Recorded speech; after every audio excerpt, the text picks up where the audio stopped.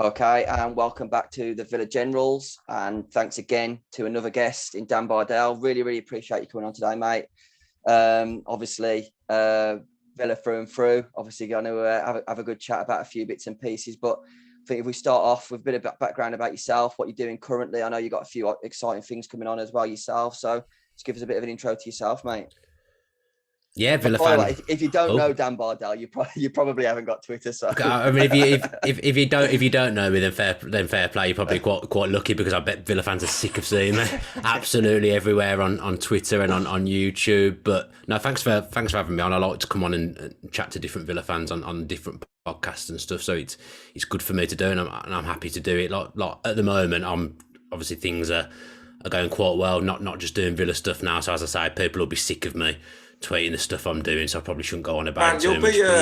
you'll be like Neil Warnock soon, mate, with that little bum bag. Handing out the pictures.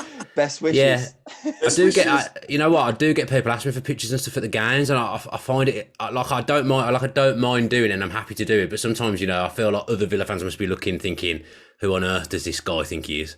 But he's not. What is he doing?" Far from the truth. Dan's a nice guy. Far from the truth. Thanks, mate. I have seen you wandering around Villa Park myself, but I've been just so shy to ask for your autograph. Now, next time, bring a ball with you, and I'll sign it. We've started something here now.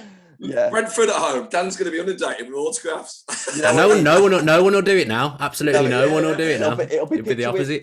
Hashtag picture with Bardell. It'll be trending on match days. Yeah. Cringe. Nah, it's good. All good. Sorry, Dan. Yeah, no, I appreciate you coming. So yeah, I'd have to say from the offset, mate, we probably not like a podcast you've been on. We like to have it a bit like a pub feel, so we're just going to probably throw stuff at you. And I've been on some shambles. I wouldn't worry. Cheers. I've led some shambles. You know what, mate? You can shove your picture up your arse now. I don't want it. But now, obviously, we've sort of had a bit of a break and kind of come back. And I think, obviously, if we start off by talking about Jack, I think, it's well known that you sort of go to the games with some of his family. And, I think it'd be, you'll get your thoughts on it, really.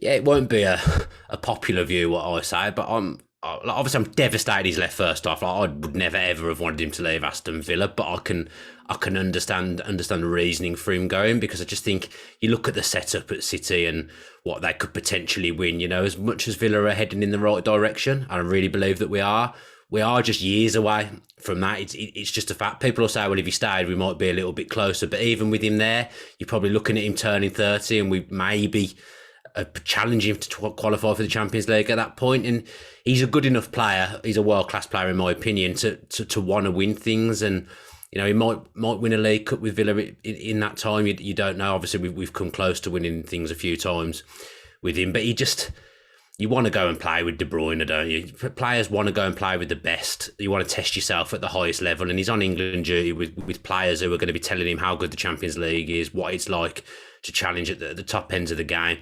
I was an agent in his ear as well. If you're an agent, the best thing that can happen is one of your players moves for £100 million. So I'm no doubt he was in his ear.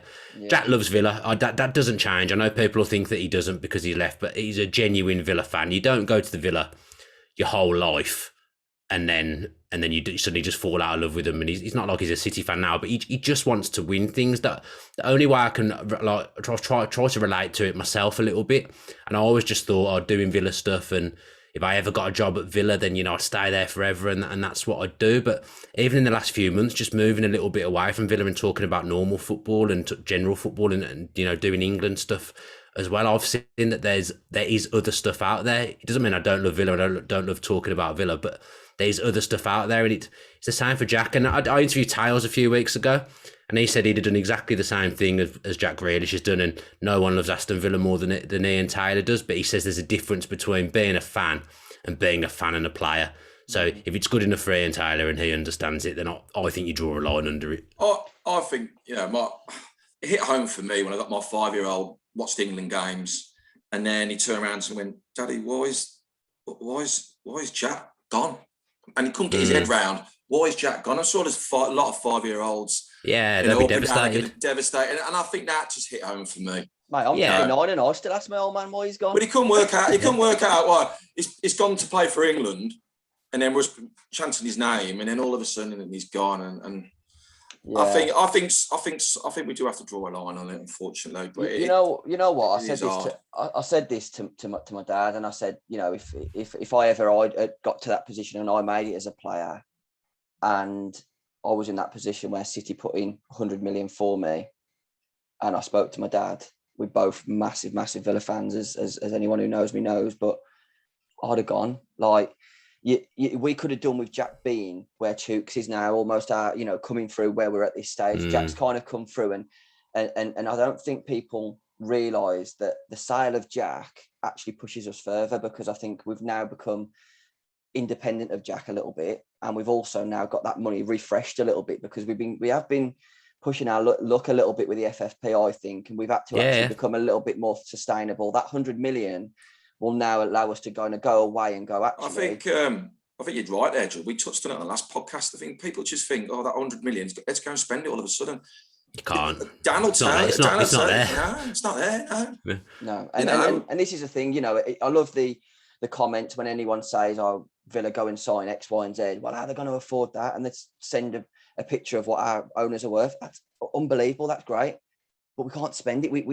There's a limit to how much you can pump into a football club without a chance where you got to go, actually, we've got to become a little bit more sustainable. And that's what Jack will help us do. And in the long term, I think people will look back at Jack's sale and go, you know what, that might have been the start of us actually really push, like what Leicester were. I know they won the league, but they kind of almost had to take a step back the season afterwards, sold Kante and Mahrez, and then pushed on from it, sold Maguire and did the same. And you got to realise where you are in the pecking order. We're not in that top 6 bracket yet. We want to be there, obviously we do, but we're not there yet. And players do want Europe, and they do want Champions League, and that's kind of where we're at right now. If the players we've signed this year do push us there this season, then great. But if not, we go again next. There's also the chance to be that man that's the first English £100 million player, to have that status over your head. And he's a confident guy. He's not going to feel the pressure of that at all. But to be able to say that you're that guy, it goes down in history. And if you're a footballer, you want to be remembered for things like that. Everyone remembers Trevor Francis was the first £1 million player. Everyone's going to remember Jack Grealish was the first £100 million player when players are going for £1 billion in 30 years' time. Everyone will go back and say, I remember when Jack Grealish was the first £100 million player, and now people are getting bought for £1 billion. I do think the prices need to, at some point, he's gonna blow up, isn't it? He's got to, where does it stop? If you'd have said to me 10 years ago there'll be a £100 million player, I'd have been like, that's a bit too far. Yeah. But it's the way he is. But we had this chat last week, funnily enough, with Ash Priest, and we said that at some point, because of that sort of spending, there's going to be 2 things that's going to happen. One, players are just going to say, I am not signing unless you put X in my site, a release clause in, because otherwise then, they're just going to be held to ransom by long contract, or they just won't sign long-term contracts anymore, because like you say, at some point, it's just going up and up and up. And you saw I think it was Mbappe went for the best part of 200 million. Same with Neymar. And like you say, in 10 years' time, where will that figure be? Do you know what I mean? We've still got £100 million for a guy, who's only ever finished 60% of the season. That's an incredible deal. And it will I think it will set us up in the long run. I have my views on Jack Grealish, but, I think we should just draw a line. So let's go to next. Yeah, no, definitely. But I'm going to actually leave on saying that, I genuinely want Jack to go and win everything, because if he's going to leave, at least leave for a reason and go. And like Dan said, he's a Villa fan. Yeah, he is. But we'll leave it there, because I think Jack Grealish has been spoken about a lot. I was starting to sweat a bit as well talking about Jack Grealish. Yeah. So anyway, we'll move on to, obviously, today we just saw that a few of our lads have been called up to international duty, which normally we'd be really pleased about. I know we normally held a bit of a cult when, again, go back to him, but Jack Grealish was left out of the England squad, and we were all refreshing at 2:00 or whatever it was. Now, obviously, we've got a couple of lads going to Argentina, and with the world the way it is, that could really affect us for a couple of games afterwards. I mean, what's your thoughts on that, Dan? I think now the governing bodies will do something and sort it out, because there's no way they can miss potentially 3 games. I think we won't have them for Chelsea, which I think if they're going to miss 1 game, Chelsea away is probably as tough a place as you can go at the moment. It's very unlikely we'd go there and get a result anyway. So if you could pick a game for them to miss from that point of view, I'd say it's not the end of the world, because Chelsea are next level at the moment, different stratosphere. Look at them yesterday now with Lukaku as well, and they're a scary proposition. How good was he yesterday? They'll win the league, I think, Chelsea. So I don't think Jack will be winning everything, because I think Chelsea will win the league. So it's not a bad one to miss, but if they were to miss 3 games, you just can't have things like that. They won't be able to go. And Emmy's been waiting. If I say Emmy, they're both called Emmy. They're both they're relatively new to the Argentina setup, so they're going to want to be there, because it's a massive honour playing for your country, especially when you're South American as well. It means an awful lot to the South Americans playing for your country. Arguably, it's more important than playing for your club, which hasn't always been the case with England, although it's getting that way now. So to miss 1 isn't the end of the world. It's not ideal, but if they were to miss any more than that, it would be a massive problem. I know in the past Villa have actually dug the heels in before and sort of stopped them going. And with it being a red country, again, I know that there's a lot of Argentinian players that actually play in Europe. Again, that might be an option where they sort of rearrange where the games are played. But maybe, like you say, that it might just need to be some different protocols for footballers. And they'll change it. Yeah, I think I said off air. The last game scheduled to be the 10th of September, and we got Chelsea on the 11th. And even if the world weren't upside down, that ain't right, is it? No, that's not good. Isn't there internationals in December as well? I don't know. I think there is. I don't know whether it's had to all be moved around a little bit, because obviously we've got Qatar next year, which again is a strange scenario. Next season's going to be really weird. Yeah, I thought September was the last ones of the year, actually. There's usually October, November. There's normally 3 lots. There's normally 3 lots. So if it's October, November, then they'll miss part of December, because I'll have to Oslo, won't they? They'll change it. If you think about when the world was in absolute chaos and shit last year, football was still going on. People were still travelling when there was no travelling happened, because they were footballers. So, the rules can be manipulated and changed, because they've been doing it for the last year and a half now. Yeah, but it's a good thing to talk about. We've got players from Aston Villa Football Club playing for top countries. Yeah, fantastic. Definitely, Definitely. We were in the Championship not that long ago, weren't we? You know what? And wasn't that long ago. You know what? It's amazing, really, when you actually look back at a short period of time ago that we were in the Championship. And I'm not being disrespectful to players, but when you see someone like Bjornsson coming in, and now you're signing people like Leon Bailey and Emi Buendia, and you think, it's fantastic. I don't think you have to pinch yourself at how far we've actually come. Do you know what I mean?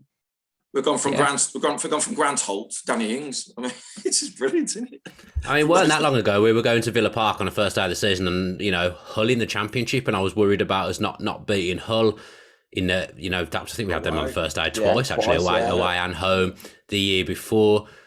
Sheffield Wednesday away at Hillsborough, the first game back in the Championship, where I felt like we were never going to win a football match again. And now we're there day one in the Premier League at home. And we're talking about a win in the Premier League off the back of a sturdy season last season. So the club's a world away from where it was. These problems that we've got now, they're good problems to have in some ways. Yeah, definitely. I was sort of talking on the last podcast, and I was like getting a bit moody really about the formations. I'm thinking, hold on a second, I'm worried about where I'm going to put like Leon Bailey all of a sudden. Like, what's wrong with me? Like, do you know what I mean? Get over yourselves, but like you say, it's unbelievable headache to have. And again, going back to that 100 million has only sort of allowed us to kind of become, I think our squad is 10 times better than it was last season. It's just now to see what this 11 looks like when everyone's fit. And I'm really, really looking forward to it, actually. And I think if anyone had any doubts over the signing of Ings, that goal will just... What a goal. Oh, my God. It comes alive in the box, don't it? It absolutely comes alive. It literally is a fox in the box. Yeah, and yeah. I just don't think we've had a player like that for years. I mean, probably like back to the very first season we signed Bent is probably the last time we had a genuine goal scorer, in my opinion. He reminds me of like a Dean Saunders, Dan, does he? That kind of player. So, I was so young when Dino played. I do remember him, but I couldn't tell you like the different facets of his game and stuff. I remember him working hard and being a good finisher. Yeah, I'm guessing Ings' time. I mean, he did run his socks off on Saturday. I don't think we've quite worked out how to play with him yet and how to service him the best. I mean, because that goal is just that's a bit of magic from him. and he scored a penalty the week before. So I don't really think that he's had loads of chances across the two games. We've not serviced him brilliantly, but it'll all come. And he's used to playing in a two as well. You know, he's playing on his own up there at the moment. I'm not convinced he's a lone striker massively. When Watkins is up alongside him, I think them two, once they get used to playing with each other, I think we'll be on absolute fire up front. But if you look at the build-up for the goal, he chased that guy down for the throw-in. He literally chased him down from the halfway line. Yeah, he works very hard. He didn't do that against Watford. So, you know, I think Smith had a few little things said to him about not pressing the back line as well. We're all over the place at Watford, all over the shop. Didn't know what we were doing. He looked a mess, didn't it? Yeah. But I think you hear it a lot about, you know, when people just sort of describe playing with N'Golo Kante, and they say it's like having another person in midfield. I think that's the same with Watkins up front because of how much work he will get through up front. And I've only ever saw him live once. Was the Chelsea game last year, and I was at that one. I thought, does he work as hard as it? And I couldn't believe it how much he did. Like, it's just like balls that are just nothing balls.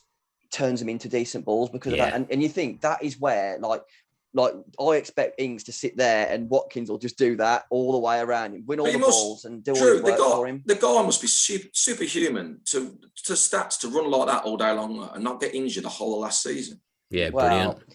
Incredible. I think as well. I think, like you say, I think a lot of that might come from the fact that he's had to come from the bottom up, you know, and he's got that sort of grounding of he's seen the other side of being a footballer at that level. He don't want to go back to it. I think we're very, very lucky to have both of those two strikers at our club, because I think most clubs would welcome.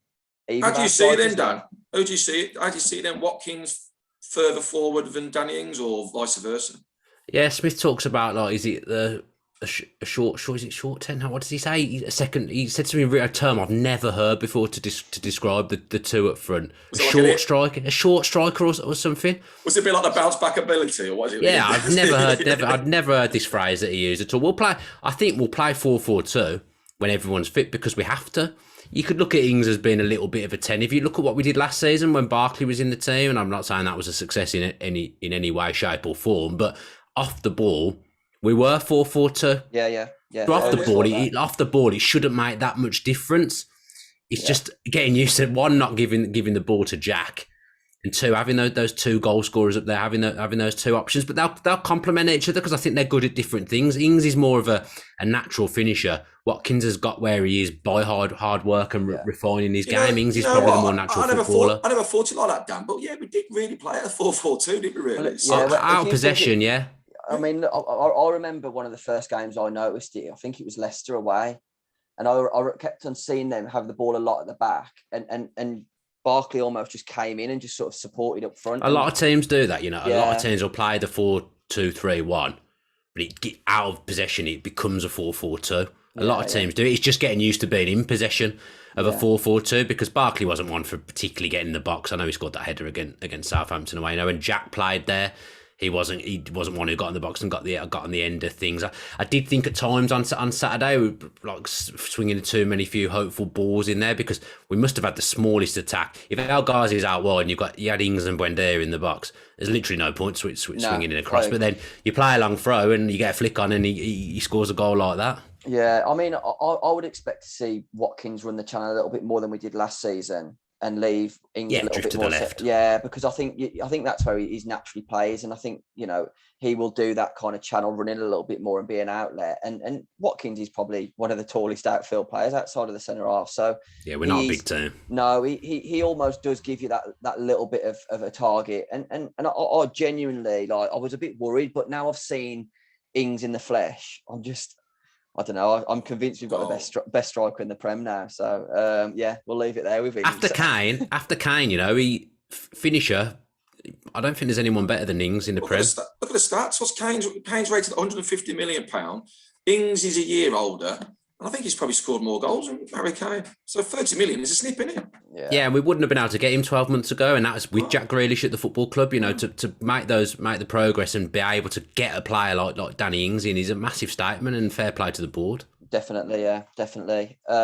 So we're obviously talking about Saturday. I think naturally just smoothly move on to it. What was your thoughts? Obviously, I don't just want to brush over it because, you know, I don't know about yourself, and but he was quite emotional for me. I know you put a post up yourself, mate, but I'll go to the Villa with my old man as well, and I love it. Like, I absolutely love spending that time with my old man, and you know, you can go and play golf with him, or you can go and have a walk in the. But nothing beats that sound of coming out and seeing Villa Park, and he's just. I mean, how was your feelings when you first got there? Yeah, I'm the same as you. Like, I've probably 30 odd years I've been going to the Villa with my dad now, so not being able to do it for 18 months has been absolutely horrendous, and especially when you can't even go around and watch a game with him or anything like that because of COVID and not living in Birmingham and all the tiers stuff. Like, I literally hadn't really watched many games of football with him at all because of living in different places. So to be able to go to Villa Park with him again, I put that tweet out because I realised that I'm very, very fortunate to be able to do that, because there'll be so many people at the weekend who are going back to Villa Park for the first time, and there'll be people that they've sat with their whole lives who aren't there anymore. And, you know, after what's happened in the last 18 months, there'll be too many people in that situation. There's probably someone every game that goes through that, but to have so many people probably going through the same thing at the same time, it's very, very emotional, and it's just after all of us haven't been there for so long. I mean, I went to the Chelsea game like you, but it was good. But I wasn't in my normal seat. I wasn't with my dad. There's only 10,000 of us there. It was great to be back, but it didn't feel like the real thing to me. It was the last game of the season. You know, now fingers crossed we know that we're going to be there for the whole season, and just everyday life we'll be going to the Villa every other weekend again. So same as you, just felt great to be back. But I went out with Ty Bracey on Saturday, and he said that someone who sits near him has been there for ages. The woman said that she'd ended up, she took her own life and stuff. So it really is horrible. And football can boost people. You know, it can make people happy. I mean, everyone will have walked away from that ground on Saturday so happy. And yeah, I'm happy when we won games when I was watching them on TV. But it wasn't the same. You don't celebrate goals the same when you sat on the sofa on your own. So to walk away from the ground on Saturday and just have that feeling again and that buzz is great. It's funny because what we were saying off the air before you came on, Dan, is like it sets your weekend up. It sets your week. Yeah. If we lose, I won't go out. I won't go out for that. You know, it's just a way of life. And I am biased, and you two are biased because we are Villa through and through. But I don't think you get that with a Man City fan. No, but it's not the same. It's not the same atmosphere down there as it is at Villa Park. Some of the grounds it looked like there was excellent atmospheres at the first home games back and stuff. But Villa Park's a magical place. I mean, I thought the atmosphere was good. Watford the weekend before, obviously we weren't very good. We were going 3-0 down. You know, usually it's good in the pub. Yeah, the pub. I mean, the whole day was brilliant until the game. Game was shit, but the rest of the game was great. The rest of the day was great. But I was a bit worried that even though it was day one back, that the fans might turn, but they didn't. And because I think everyone just appreciates being back so much, and I think it was a little bit antsy in the first half. I agree. Because I don't think we played for half an hour. I don't think we were very good. We were struggling, and I think we got the goals at very, very good times. Imagine if he scored that, Wilson. Oh, I mean, he should have done. Yeah, I did say I looked away. I did. After about 15 minutes, I thought whoever scores first is probably going to win this game. Yeah. Luckily for us, Danny Ings came alive, and that's what happened. And when we saw the game out comfortably, didn't we? And the atmosphere's really good because you're 2-0 up and you're comfortable. And having VAR on our side, which wasn't the case last time we were regularly at Villa Park. I personally don't think we could have played a better team after losing what we did and the manner we lost against Watford. You want to play Newcastle. Maybe Arsenal. Newcastle, Arsenal. Yeah. Just to watch the absolute breakdowns after. I'm going to tag Villa TV into that, mate. I'm not very popular with Arsenal fans at the moment. TV, sorry, I'm not. I honestly, I don't get abuse from Villa fans. I get abuse from Arsenal fans now. They're the ones that don't like me because I keep going on podcasts and slagging them off. But I think they're a joke. So I think they're a joke. You know what? I honestly, like when in the summer when they were sort of saying who the hell do Villa think they are, and I was thinking, I'd have a look around, mate, because I don't know who you guys are. Honestly, I genuinely think I said when I made my predictions of the start of the season, I genuinely said I don't think Arsenal will make top 10. I think they're awful. Who's going to want to go there? Who's going to want to go there? Well, the thing of it is, if you're a player, agent, or anyone associated to a player that's linked with that club, the first thing I would do is kind of have a check around of the club. You jump on Twitter, it's toxic. Like all they do is. I mean, you've had. I think it was 2 seasons ago that they reduced their own captain to stick the middle finger up and throw the top down on the floor. they're booing their manager out constantly. It's just, you know what, mate? They're in decline big time. I think. It's sounding like Arsenal TV, mate. We don't want that. Yeah, Oh, they're don't. shopping. Podcast. They're like nowhere near the teams that they think they are now. They're shopping. You're shopping in the same market as we are, lads. 100%. Like, And we're beating into it. Dan, you're gonna get your house stoned if you're not careful. I'm not London. I'm not London anymore. I've moved out of London, yeah. so I'm okay. I'm safe. I'm safe. Oh, not my microphone. I'm safe this time.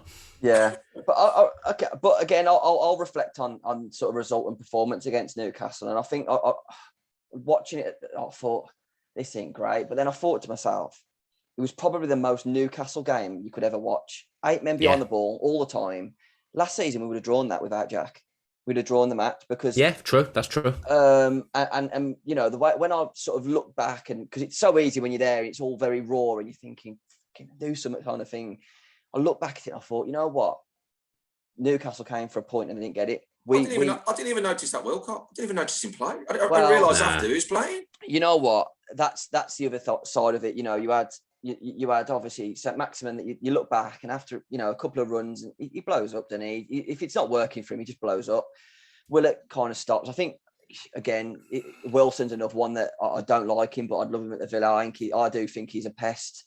But generally, I just think it is just 8 men behind the ball and then just see what they can do. And last season, we would not have won that match. And to have come away with a win, not particularly played great. I'm overall, I'm really pleased. It's actually got my tail up a little bit. The only thing that worried me, we didn't create much in open play, did we? No, it's teething problems, isn't it? They're getting used to playing without Jack, who was the best player. Your top scorer from last season, who's a massive part of how you play and how you press, isn't there. You're bedding in players that aren't particularly at optimum fitness. Like Buendia is nowhere near fit. He didn't have much of a pre-season. You're trying to bed people in. Louise has just come back from the Olympics and we've put him straight in. It's hard, it's hard. I know it sounds like excuses, but all that stuff you factor. You've bought like in Bailey, who's going to be the main replacement for Jack as well in terms of carrying the ball. He's going to be electric. He's going to be the one we give the ball to. I think we've got a bit more of a rounded team now, but Bailey will be the one that we look for and giving the ball. Buendia is someone who'll come inside and float around and play a bit more as a 10 from wide, but Bailey's going to be the one who gets given the ball. He's not there. Yeah. So it's hard when you factor in all that stuff. What was Bailey's injury record like in Germany? Was it? Someone cleverer than me would have to tell you that. It was interesting. His goal record was good. Yeah, he wasn't too bad, to be fair, mate. I don't think he's ever really suffered from it. He gets niggly ones like most, but because he's a blistering player and he's well, going that's to get it. niggly. But I mean, from that, my thoughts exactly on that, Dan, and it's difficult because I'm in a group chat and I'm the only Villa fan of Wolves, Baggies, and Blues, and they're all like, "Oh, look at the state of your team, look at your bench," and I'm like, I don't want to sound like that, like downbeat guy that's like, "Oh yeah, but we've got this and we've got." I'm just like, "Yeah, all right," and whatever kind of thing. And when we come off winning, you know what? It makes it all the bit better. You know, you've got Sanson that, again, we all know that should have come in this window, and if he did, no one would be moaning about a centre midfielder. Think Sanson will play tomorrow? Yeah, I don't know whether he wasn't on the bench. Was he on the bench? I don't think he was on the bench on the weekend, was he? I don't think he might be able to put him on the bench and give him 20 minutes. Yeah, I don't know. I really don't know. You know what? I was saying, I actually think we'll have a real strong team tomorrow because it's not a case of bedding some kids in. Some people need 90 minutes, mate. Yeah, it'd be good to see Chuck with Mecca. Yeah, we ain't got many kids at the moment. We've loaned them all out. We haven't got many kids. and that Bogart's still there. Bogart's still there, isn't he? But Twente, AB and Hawes need games. So I tell you, it's probably the first time that I've looked at some of the Villa loans and gone, actually, they've actually gone to a decent level. You know, gone are the days of going to the Southern Prem, which, you know, I'm not being disrespectful, but if you've got a hope to make it at Villa, you want to be aiming for League 2, League 1, didn't you, really? And I think we've got quite a lot in the Football League. I'm really, really excited about what we're doing there. So, yeah, me too. Yeah, so overall, I'm pretty pleased with the way we dealt with Newcastle, to be honest with you. It was a professional performance. Yeah. Okay, happy? I agree. Never happy, but... at the end of the day, the players are playing for the manager. Now you can so tell it wasn't spectacular, but it was passion, and that's all you want from your team. And it was so much more passionate than that bloody dross me and Dan watched at Watford. And that's it was just a bad day, wasn't it, Watford? Yeah, everything we did was wrong. But we just need to go and beat Brentford Saturday. But again, we've touched on it just about, you know, with Jack going, what the impact of us, and I think it's the best I've seen Guinea play since the Championship. Oh, he was back to his best, and he, you could just see the grit in him. He looked like he's took on more responsibility within the squad, and I think he's taken that very seriously. And I think he's going to be a big season for McGinn, and you've got Sanson to come in. I know we haven't seen the best of him yet, but he's so highly rated, and I think, I genuinely think we'll have I don't think we'll be pushing Europe, but I do think we'll be absolutely fine. And once everyone beds in, I think it'll be quite an exciting team. I think Brentford Saturday will be more open for us. Does that make sense? Yeah. I think they'll let us play a bit more expansive football. Well, they press high, don't they? So we'll hopefully try and pick some gaps. I think that'll be a really tough game, Brentford. I know they've got off to a decent start. They're a lot more solid than I think people give them credit for. And in some ways, they've done loads of business. So in some ways, they're kind of a bit more up to speed with what they're doing. I imagine they've had like a less disruptive pre-season as well. So in some ways, they're more ready than we are. I know that sounds ludicrous, coming to Villa Park. I mean, we're never great when we play Brentford anyway, so you've got to factor that in as well. Yeah. They're a bit of a bogey side, isn't it? Well, I got to say, I think at this stage of the season and the results that we've had, I'm pleased it's at Villa Park. If we were down there, mate, I don't know if I'd even watch it. To be fair, I'll be sober as well. I'm taking my son to his first game, so yeah, you never know. First game, enjoy it. Yeah, first game, mate. That'll be good. First game, yeah. Looking forward to it. Yeah, he won't go back after Brentford then.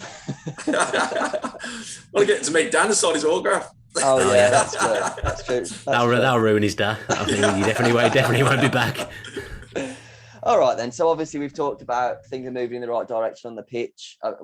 Off the pitch, obviously there's big rumours that we're looking to get a new coach in. Obviously it wasn't great with Terry and Richard O'Kelly and your captain leaving in sort of the closed season. But again, we've reacted to it. We haven't sort of, we're not licking our wounds.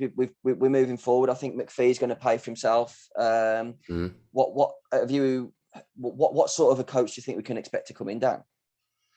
I really don't know. There's someone on the way, I believe. So there'll be someone coming quite soon. But I don't know, because I couldn't tell you exactly, apart from the set piece coach, I couldn't tell you exactly what they were doing. Obviously, you've got Cutler, who's the goalkeeping coach, and McPhee's now the set piece coach. But I think O'Kelly's responsibility had dwindled quite a lot. I think that's one of the reasons he's gone. Shakespeare was the main man. I feel like Shakespeare does actually quite a lot. And Dean Smith's one of the managers that's pretty hands-on as well. Because you always just associate that John Terry was looking at the defence, but I kind of feel like they were all-rounders a little bit. I think Terry was having conversations with the defenders and working on individual things with individuals, but I think in the wider scheme, when they're all training together, I don't think Terry was defensively specific. Yeah. He wasn't there full time either, was he? Was he not there every day? Was he not there every single day? No. So it might not be a bad thing, because they might get someone in who, when we hired John Terry, look at where we were in the Championship. We might be able to get a real established coach. I mean, getting Shakespeare in was a massive thing. I agree. Very, very highly rated, and I think that helped us last season. So getting a new coach and a fresh set of eyes with fresh ideas and stuff can often be a good thing. I always think, you change your players quite a lot. If you're a manager that's long-term somewhere, well, wouldn't you refresh your coaching team every few years? Because it could easily go quite stale. So I don't think it's a bad thing. You've got an international goalkeeper who's a winner, Martinez, an absolute winner. Celebrate a goal with a new coach. Did you see that? He ran over celebrating with him. Well, that tells you straight away that McPhee he's worked on it. He's well respected, because he's got respect to the players. He's got respect to the very influenced player, isn't he? Yeah, and I also think as well, when because O'Kelly and Terry started together, and then you obviously brought in Shakespeare, and I think it could have maybe upset the apple cart of whose voice are we listening to the most. Whereas now, obviously, you've got Smith, then you've got Shakespeare as your second in command, if you like. Then McPhee comes in and does a completely different role. And then the third kind of comes in and knows his role. Whereas, like you say, with Richard O'Kelly's position being watered down slightly, maybe there was a little bit of, I ain't putting any more sugar in your tea sort of thing. Do you know what I mean? Like, they're a bit upset with it. And you don't want that. If coaches are not, on the same page and maybe bumping heads with opinions and stuff, like you say, refresh it, get maybe we'll send this podcast to Danny Murphy then, because he didn't like it, did he? I watched that this morning. No, he wasn't. Just don't like the Villa, does he, really? He doesn't like. Does he like anything? I'm not sure he likes his job. I honestly think, mate, if a Villa fan saved his life, he'd still have done it wrong. He just hates the Villa, doesn't he? He's just. But oh well, we love it when they don't like the Villa and we stick one through them. So, but anyway, let's move on to the business so far. I think start off with our record signing in Emi Buendia. What's your thoughts so far? I mean, I've not seen loads of Buendia. I watched him a bit when they were in the Premier League, obviously, and they struggled, didn't they? And I know he's taken the Championship by storm, but the Championship, a lot of good players come from the Championship now. In fact, they always have done. It's not just now; they always have done. I think once he's up to speed, I think he'll become most people's favourite player because I think he'll work harder than he did at the weekend. I think he's struggling a little bit with his match fitness at the moment. He's creative. That lovely little flick he did in the bottom right hand corner at the. First 10 minutes. Flicked it over his head and carried on.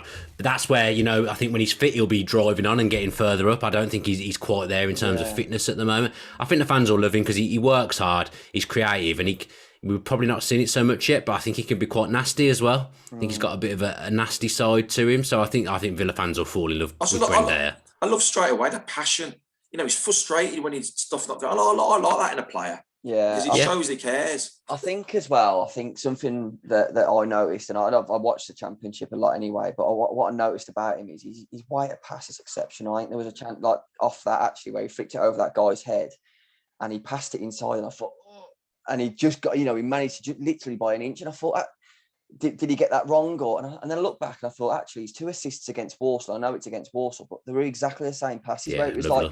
It was through it like, the smallest of margins. And I thought, like you say, once he's match fit and he's raring, I'm really excited to see him up to match fitness. I think we've got. You probably want to play him tomorrow. I would. You probably want to because you want him to be fit. Give him 45 minutes. Yeah. Would you play him against Bardell? Who are an absolutely quite physical team, though. Yeah, why not? I think the only way you get fit is by playing games, and if that puts him in a better shape for Saturday. I think that probably does him more good than the rest. I could be completely the fitness guys. I know whether that's correct or not, but I think he needs match fitness. I mean, he's come from the Championship. He's not wrapped in cotton wool, is he? Like, you get kicked around there, don't you? So he's Argentinian, isn't he? He's got it in his blood. So. I'm gonna say you see some of them South American League matches, mate. You wouldn't want to be around, would you? Okay. The return of Ashley Young. What's your thoughts on that? I love it. It's so weird watching him. If you'd have said to me 10 years ago he's going to come back and be a left back, I would have been like, you what? I know, yeah, it's mad. But he's so fit still. He looks exactly the same as when he left. He's up and down that flank. He seemed a bit reluctant to dribble with the ball as much. Like you say, Ashley Young, and we're obviously from 10 years ago used to him picking up that ball, cutting inside and whipping in a shot and across. He's a bit more conservative playing left back, which is probably how he's been asked to play. I didn't like having the 2 right footers on the left. I thought that hindered us a little bit when we attacked that side, but I think after Target's nightmare against Watford, I think it was the right decision to play him against St Maximin, and I thought he shackled him and marshalled him pretty well. He was frustrated with himself. He passed the ball out of play a couple of times in the second half, and you could see he was frustrated with himself. But again, he's just getting used to being back in the Premier League. He's been playing in a different country for 18 months. It's just his wisdom and his experience. There's not a lot of experience in that side. There's not even anyone else in the 30s except for Connor, who's still around at the moment. I think Connor and Ashley Young are the only 2 in the 30s in the squad. Yeah. So we're a young squad. So having his head in the dressing room and having his words of wisdom will be massive for us. And I'm quite romantic. Like, I like it when old players come back. I liked it when Robbie Fowler went back to Liverpool, even though he's pretty much finished. I still liked him being back there. So I like things like that, and I think he was a smart signing because he offset the loss of Neil Taylor and Al Mohammed in a number of ways. Yeah, definitely. I think as well, like going back to the right foot, there was a few times where Target would have, left-footed right down the line. The minute that Young cuts in, you just know where the ball's going, and you just stop it, and it stops that move a little bit, doesn't it? Very quickly, why do we always have players near the end of their career who go from the Villa and then just don't find a club? Well, we had loads, Taylor, a lot retire. Hudson. Yeah, just go retire. Yeah. You know why? Because no one wants Legends. to play. No one wants to play for another club. They don't want to play for another club after us. Yeah, but no, Gabby didn't. Gabby definitely didn't. Neither did Hudson. No. Yeah.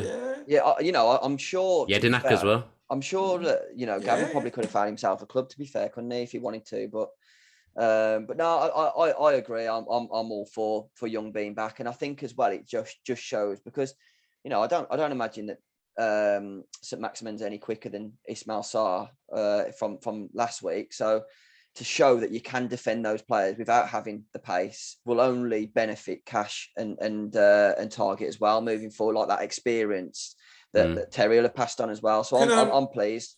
Just touch on it very quickly, Dan. We were discussing it before the game on Saturday. Do you think Target struggles with nerves? I can see why it's being level down because he performed really well without the fans, didn't he? I think he struggles with fitness. I don't think he's fit.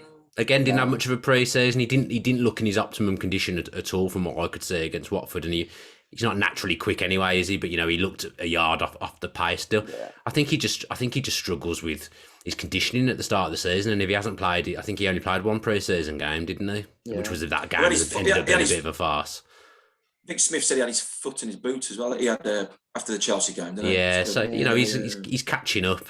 I think he's one of them. I think there's certain players that they could stay away from football for 6 weeks and then play and be fresh. Whereas I think Target, I think McGinn's another one that if you don't look after himself on the post season or if he's been injured for a few weeks, I think it does take him a while to get back to where he needs to be. I don't envisage him to still have a 6-pack when he's 40 and retired. I don't think he's got that natural conditioning, has he? So. No, well, that's it. That's exactly what I was thinking, mate. Yeah, I've got you and one Pablo Angel like that. I tell you what, Tails at the moment. Is he? Tails at the moment. Honestly, he's the leanest I've ever seen him. Really? Honestly, the guy works out every day. Mate. I know you said that. Not in these skin fit shirts. They're all the struggle. I was only 6 points in as well at Watford, and I did say. I know, yeah. You had your beer goggles on in the toilet, didn't you? He was wearing black, and he's slimming. Yeah, but Tails is in better condition than when he was playing, I think. Bloody hell. Honestly, he looks so slim. The canal every day. That's why. You know who else I think like that? I know it's off subject, but Rio Ferdinand's the same. He's ripped. Yeah. Why did you do that when you were playing? Should we start the rumour? The new midfielder's going to be in Taylor's going to make a comeback. He could do it. I reckon he could do it. Yeah, there we are. All right. Well, we've touched on a bit of nostalgia, and now I think one a lot of people are excited about now. I think Danny Ings. I think I'm after watching him Saturday. What a goal to score on your home debut! Unbelievable. There's not been many better debut goals than that.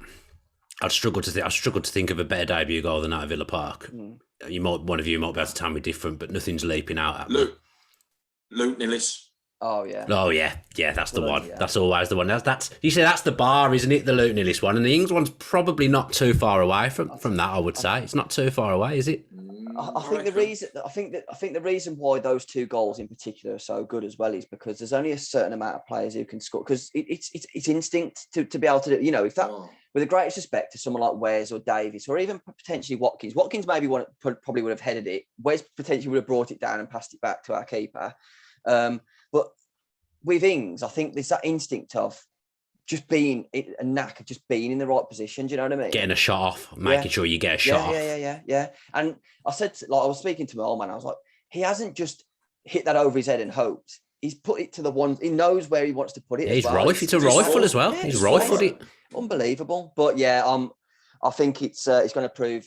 Hopefully he stays healthy, and I think his partnership with Watkins will pay for itself. I've got goosebumps now. Just like reliving it. It was just an amazing goal, wasn't it? It's just a shame it wasn't up the whole. So, yeah. All right. Own up then. How many times you watched it? Me, 20 times. Did you know why I watched it 20 times? Because I missed it.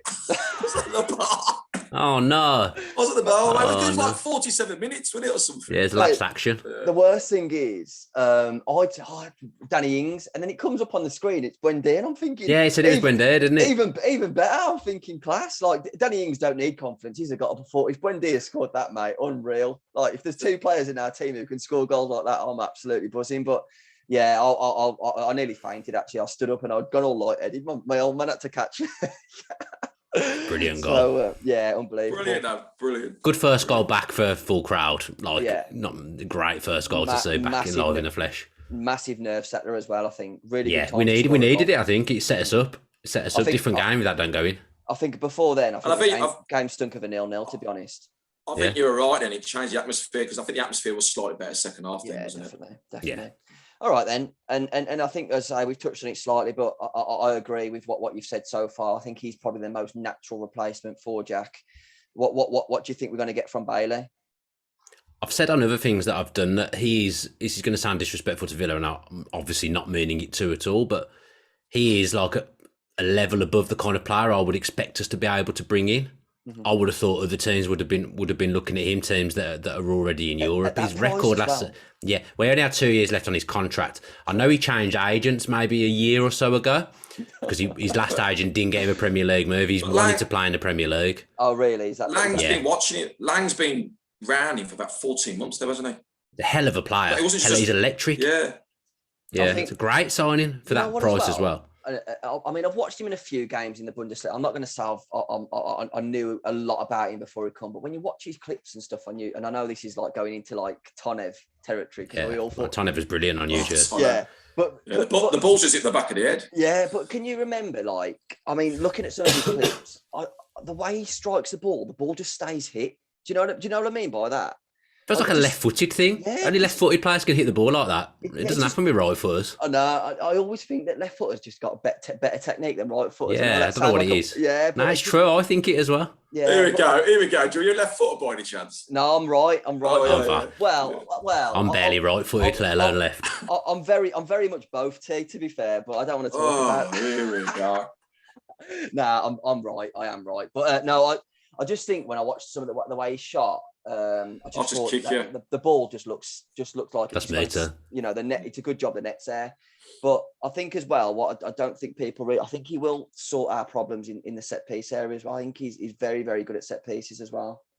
Yeah, it'd be nice to have someone to whip in the ball with that left foot. I'm not 100% convinced by McGinn on set pieces, although obviously he put in the ball we won the penalty for. It's mad though, really, because I look back at last season and I thought we haven't really got that many clean strikers of the ball. Nah, freak. You know what I mean? We may as well not bothered having set piece. Well, I just say that, but then if you look at the stats actually from last season, we're quite high. Yeah. In set piece goals. Yeah. But I don't remember ever thinking, oh, we're good at set pieces. No. Every time I remember thinking that was really poor, really poor. I can't remember many goals from set pieces myself. Maybe no one scored any.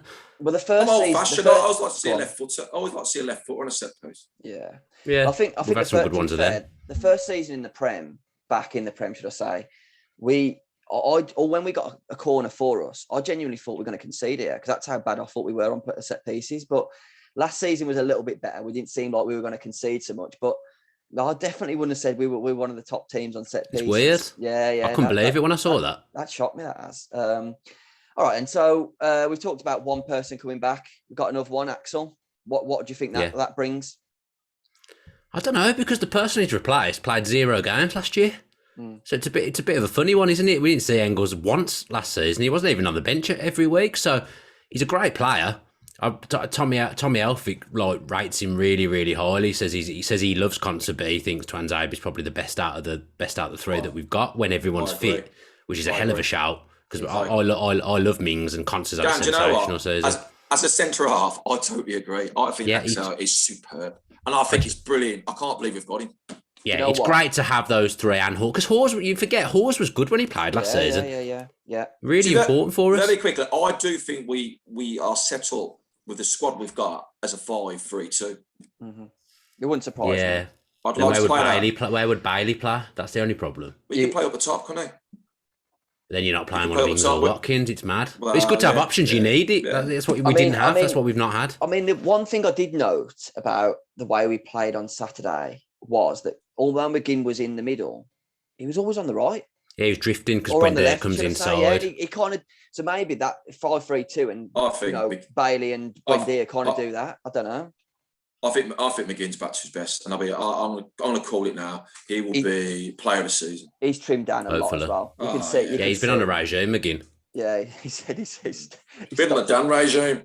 Yeah, Tails regime. It must be about wearing the number 7 shirt. It must be on Tails' regime. That's what it is. Yeah. But again, also something I noted as well that Smith was adamant that Axel hadn't come back to play defensive mid, but yet he came on Saturday. Came on, didn't he? Yeah, played a see the defensive game mid. out. So how much do we believe that Watkins won't play out left? How much do we believe? That's the sort of he's got options, and that's like we said at the start of the podcast. It's such a good headache to have to know that Watkins can go out left. Bailey can come in there. I just think the guy's a fantastic footballer.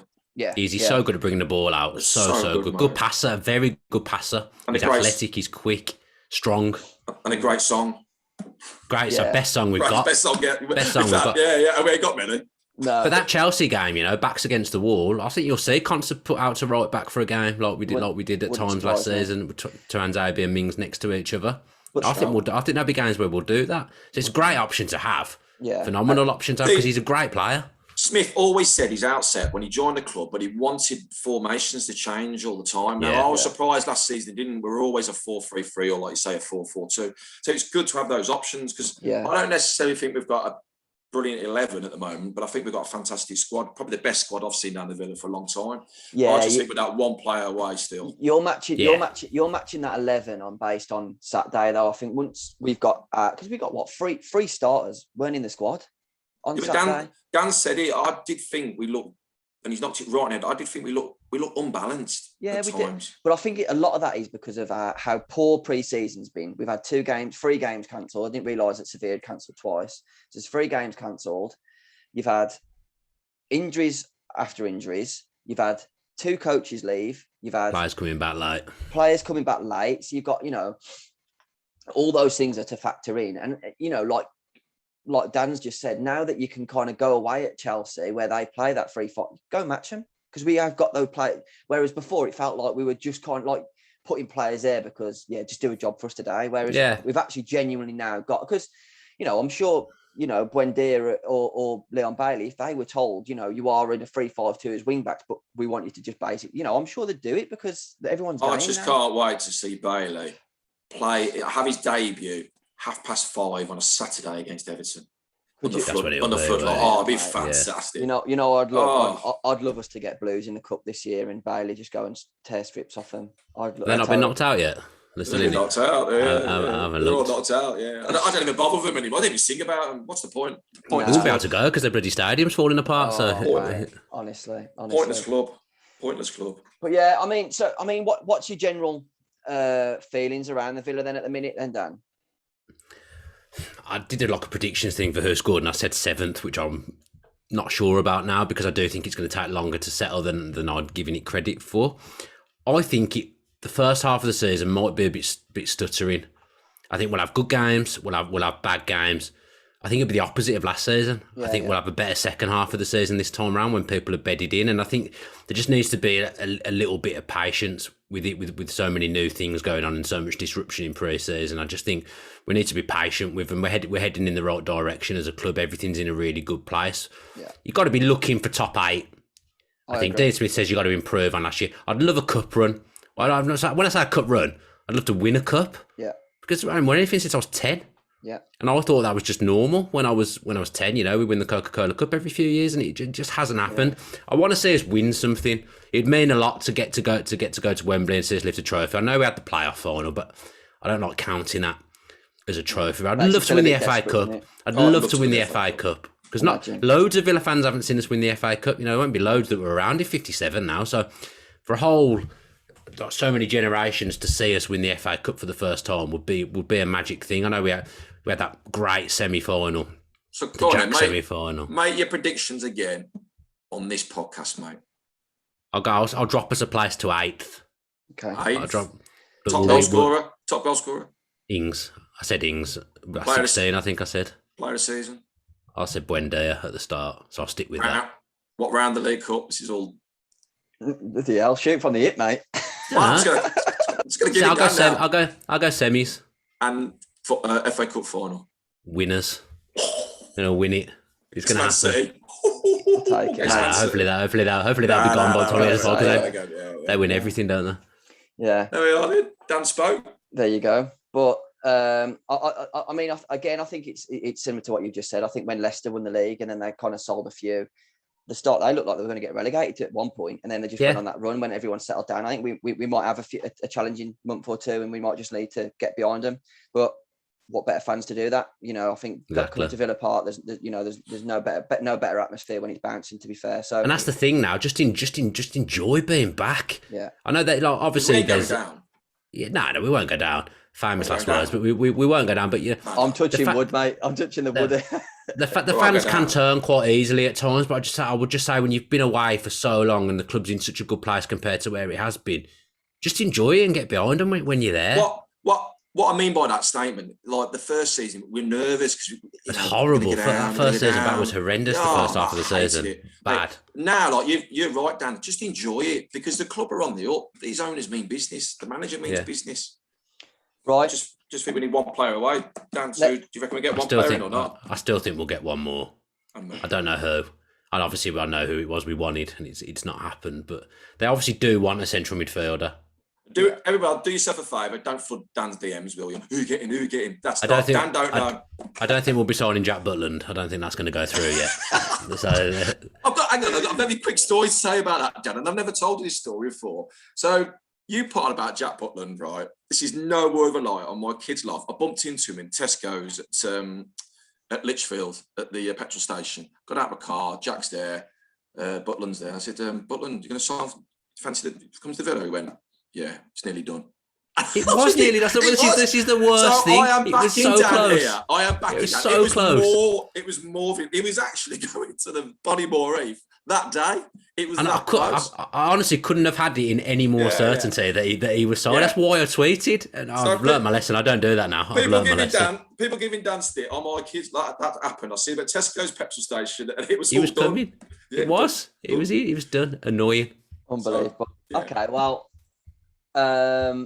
Obviously, I'm not going to push you on who you think we might bring in or anything like that. So I genuinely don't have a clue. Okay. I know it was Ward-Prowse, so I don't have anything other than that was the plan. Which tells you that we've at least got 25-30 million left to spend this summer. But they won't just buy someone for the sake of it. And I don't unless want they can identify a proper player. They wouldn't just say, "Oh, we need a central midfielder. We better get one." You know, if they don't find the right person, they won't do it. Which, like you say, that's the way it should be.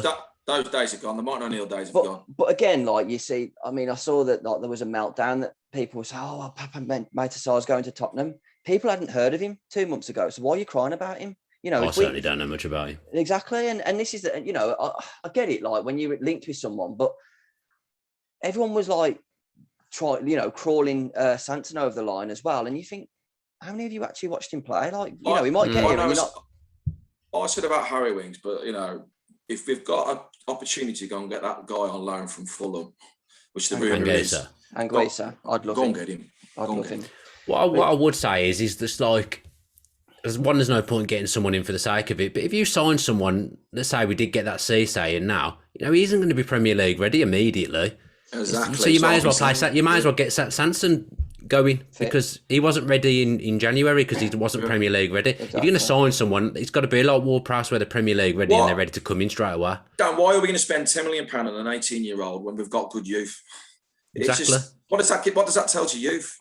We want experience. I mean, ideally, in a right world, I'd love to be finishing the season with Chooks starting games. To be fair, I think he's that good, and I don't think anyone's in doubt that Chooks is that good. It's just I think he does need maybe a season of bulking up. I don't think a loan away from the club would have done him any harm, but I think we're trying to show him that we're serious about him at this club. There's a lot of interest in him, isn't there? There's a lot of clubs sniffing around him still.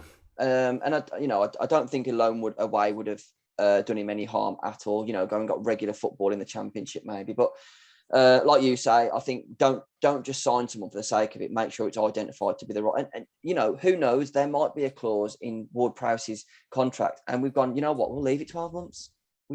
Are we going to do Dan's? Are we going to do Dan's 11 before we run out of time? Because I want dying for this one. Oh yeah. Let's finish off. All right, and we've got plenty of time, but we'll finish off with your all-time 11, Dan. Because I'm a sad fucker, I do know it. I didn't know this was coming either. Like I am sad, so I have got it. Right, so Bozzy's in goal. Yeah. Does sad fucker playing goals? But no. Unfortunately, not. There has been a few sad ones in goals over the last few years. But yeah, Bozzy in goal. He's such a nice guy as well, Bozzy. Like I speak to him every now and again. He's such a nice, humble guy. Like what a hero. Because he's one of the ones. My earliest memories is that penalty shootout. You know, every Villa fan of my age will remember that, and that goalkeeper's top. So it has to be Bozzy in goal. Yeah. Right back's a bit of a naughty one because it's Melberg, because it's the only way I can get him in there is if I put him at right back. And then McGrath and Larson. He did play that season right back, didn't he, under O'Neill? his last season he played right back nearly every week. I'll give it. Yeah. He's gonna have to tuck in. And then Larson and McGrath. Solid. Left back, I don't know whether you two liked him, but Alan Wright, honestly, if you watch back, no, you don't like it. If you watch back the old videos, before all this stuff was measured, that guy got so many assists, whipping crosses in the box. He was so good defensively and pretty good going forward as well. Yeah, towards the end, maybe he wasn't as effective, but certainly under Brian Little. Yeah, Alan Wright was brilliant. I don't understand how no one can have Steve Staunton. You know what? It's close. Staunton was a bit before me, and the first real memory of a left back and a striker really linking up was J. Lloyd Samuel and Angel for me. But he still doesn't make my left. He doesn't make my left back still. Never mind. And then I've got to change something now because I'm trying to work out how I do it. So yeah, again, probably not loads of people would put him in, but I'd have Petrov at the base of the midfield. I just liked everything that he stood for. He was a leader. The thing I used to love about him was he was so clever at buying free kicks. No one really realised it. He always used to just pick up free kicks when there was nothing going on in the middle of the park, put his body in the right place. And then Barry to the left of him, and then Tails to the right. And then this is where it gets a bit complicated now because I'm going to put Jack in. Yeah. I'm going to put Jack in. So it's going to have to be that I play with 2 10s. Had to be Jack and Merson behind Dwight York, I think. Imagine that. Imagine that 3 up top. I used to say Merce was the best player I'd ever seen. I used to say Merce was the best player I'd ever seen play for Villa. Like he was so good. He's unbelievable. He was just quick up here, wasn't he? Yeah. It's unbelievable how good he was at football with only 1 foot. Yeah, his left foot was as bad as mine. Yeah, I mean, like... What's that goal? Was it Sheffield at Hillsborough or Everton? No, Goodison, that goal. The lob. Screamer. Yeah, the lob. Where was Everton away. It was Everton away. Everton. Yeah. Oh. Gilles the Builder up front for us, the good old days. Yeah, Gilles the Builder. Sheffield Wednesday on loan, wasn't he? Yeah. Wasn't quite as good as the Carboni loan the year before. Oh, mate. Remember that goal he scored for us? No, it's absolutely brilliant. Honestly, because I'm so lucky to have been had a season ticket virtually my whole life. Like, I've seen so many good goals. Yeah. The one I didn't see was the McGinn one. I was on holiday. I actually think that's probably one of the best performances I've seen from a Villa player was Carbo in the cup against Leeds. Untouchable. Yeah, brilliant. He just took the game, didn't he, and said, I ain't losing this today. Big game. It was a big FA Cup game as well. It was a big game. That ironic shirt as well. I'll tell you what. I'll tell you one of the games I remember for every individual performance. I think it was a semi-final against Chelsea when Angel scored that goal. Was it a semi-final? Yeah, there's some swaz on it. That did. What a joke of a player! I'd love a player like Angel back. I just loved him. His son's pretty good. When he jumped in the air, he seemed to be in the air for about 10 seconds, didn't he? He was good in the air. Very, very good in the air for his size. He wasn't massive. I think I'm probably taller than Angel. He's a bit like Tim Cahill, wasn't he? They're both small but unbelievable in the air. No one's had him in the 11 so far. I've come onto the podcast. No one's had Angel. You can't have him over York is the problem. See, yeah, there is that. But I can't do it. Or Carew. No one's had Carew either. You know what? I don't even know if Carew would be in my top 4 for striker. I think it would go York. Then I loved Benteke. I think Benteke for 3 years kept us up. There was no finer feeling than watching Benteke rise for a header. And then third, maybe Angel. I don't know. I always think I know he didn't have a great end, but Gabby, had some great memories from him. Dublin was a class player. Dino was a class player. I used to love Tommy Johnson. I know he was like kind of a cross between a striker and a midfielder, but there's been so many good players over the years. He was another one though, and he used to get nervous. He was sick on the halfway line. Yeah, Tommy Johnson. Yeah, right. That's the good thing I've had in my life in the last however many years is the Athletic just indulge me, and if I say I can get this guy on a podcast, and they let me do it. So just being able to speak to the people that I used to love watching under Brian Little, Dolan and me the other day after the Watford game, Dolan rang Tails, and him and Brian were driving home, and we were talking to him in the car, like both of us absolutely battered, talking absolute nonsense to them. And I just thought, if you'd have said that to me like when I was a kid, that you'll be ringing up Tails and Brian Little on the way home for a game and having a chat with them. So I'm very fortunate and very lucky that I've met so many heroes. Wasn't Brian Little walking on water? Because he just usually walks on water everywhere, doesn't he? I mean, he's done well to get Tails to drive and not be drinking. Tails must be on a serious regime, to be fair, if he's not drinking on a match day. Usually Brian drives, I think. And very quickly, this 5-year plan then we're in. So we're in the 3 years now, aren't we? Yeah. 3 years. So what do you predict then for the next 2 years, Dan? I think Europe. I don't know what you've got to be. You've got to be looking at being in the Europa League and perhaps have won something by the end of it. That's what I'd say. One trophy. You've got to win. You've got to win something. Yeah. We've just got to. Having Blues winning something more recently than us is just completely unacceptable. It makes no. Some of the teams even that have won stuff since 1996. Think of Wigan, Middlesbrough. Wigan. Yeah. No, come on. We have to win something at some point. We've had near misses and we've been robbed in certain finals and then not turned up in others. But you've got to win something. I agree. I think if he'd said to Dino, and you looked, he sat in a pub with him in Scott Arms or somewhere like that, and you said to him, look, Dino, do you want Europe or an FA Cup win? He'll go FA Cup win all day long. And I'd be chuffed for him. Imagine that anyway, Villa fan as a manager winning FA Cup. Yeah, and then you qualify for Europe. It's an easy way. It's hard to qualify for Europe through the league. I know it's hard to win a cup as well, but it's a viable option to expedite and get yourself into Europe. We obviously very nearly won it the first season back when we were Drossel here in the Premier League, but we got to the final. We could have won something. Because someone explain me this Conference Europe thing. I don't get it. I don't know. I don't get it. I know Spurs are in it and having a bad time already. That's about all I know about it. All I know is they lost to an aftershave, and that's all we need to know about it. It was mad, wasn't it? Was it How were they losing that game? Crazy. Well, listen, we'll wrap it up, mate. I really appreciate it. You sound like you sound like you're living the dream, talking to all of our heroes and stuff. And yeah, we really appreciate. I'm talking to T. That's why I add T to the list now of the people that I've spoke to. And just don't give the guy some stick. The guy's done well for himself, guys. Yeah. And I've had the pleasure of meeting Dan and having a drink with him a few times. He's a top guy. And always ask for his only a penalty for brown nosing, you know. Dan. Yeah. Always ask for his photo around Villa Park. He loves it. Dan, sorry for my dad. Dan, I'll get you a bum bag with initials DB on it. Don't worry about that. Please. Get that for me. I'll pick it up on Saturday. See you then. Cheers, Dan. But listen, I hope your kid enjoys his first game. Cheers, mate. Nice one. Thanks for following, everyone. Cheers. See you later.